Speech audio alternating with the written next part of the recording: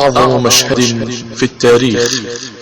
نادى الغلام: يا قتيبة، هكذا بلا لقب. فجاء قتيبة وجلس هو وكبير الكهنة أمام القاضي جميع. ثم قال القاضي: ما دعواك يا سمرقندي؟ قال: اجتاحنا قتيبة بجيشه ولم يدعنا إلى الإسلام ويمهلنا حتى ننظر في أمرنا. التفت القاضي إلى قتيبة وقال: ما تقول في هذا يا قتيبة؟ قال قتيبة: الحرب خدعة، وهذا بلد عظيم، وكل البلدان من حوله كانوا يقاومون ولم يدخلوا الإسلام ولم يقبلوا بالجزية. قال القاضي: يا قتيبة، هل دعوتهم للإسلام أو الجزية أو الحرب؟ قال قتيبة: لا، إنما باغتناهم لما ذكرت لك. قال القاضي: أراك قد أقررت، وإذا أقر المدعى عليه انتهت المحاكمة.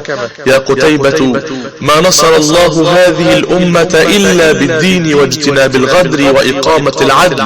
ثم قال: قضينا بإخراج جميع المسلمين من أرض سمرقند من حكام وجيوش ورجال وأطفال ونساء، وأن تترك الدكاكين والدور، وألا يبقى في سمرقند أحد، على أن ينذرهم المسلمون بعد ذلك.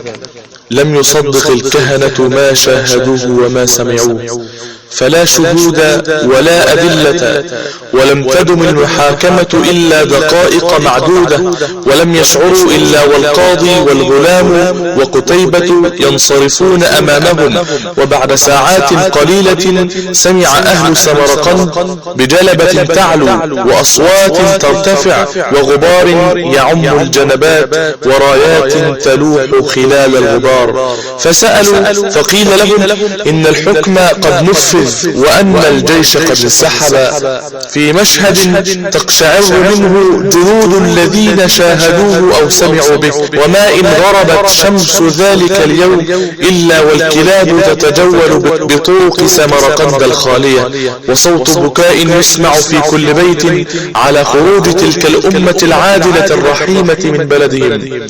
ولم يتمالك الكهنة وأهل سمرقند أنفسهم لساعات أكثر، حتى خرجوا أفواجا وكبير الكهنة أمامهم باتجاه معسكر المسلمين وهم يرددون شهادة أن لا إله إلا الله وأن محمد رسول الله. فيا لله، ما أعظمها من قصة وما أنصعها من صفحة من صفحات تاريخنا المشرق. رأيتم جيشا يفتح مدينة ثم يشتكي أهل المدينة للدولة المنتصرة فيحكم قضاؤها على الجيش الظافر بالخروج. والله لا نعلم شبها لهذا الموقف لأمة من الأمم. بقي أن نعرف أن هذه الحادثة كانت في عهد الخليفة الصالح عمر ابن عبد العزيز، حيث أرسل أهل سمرقند رسولهم إليه بعد دخول الجيش الإسلامي إلى أراضيهم دون إنذار أو دعوة، فكتب مع رسولهم للقاضي أن احكم بينهم. فكانت هذه القصة التي تعتبر من الأساطير.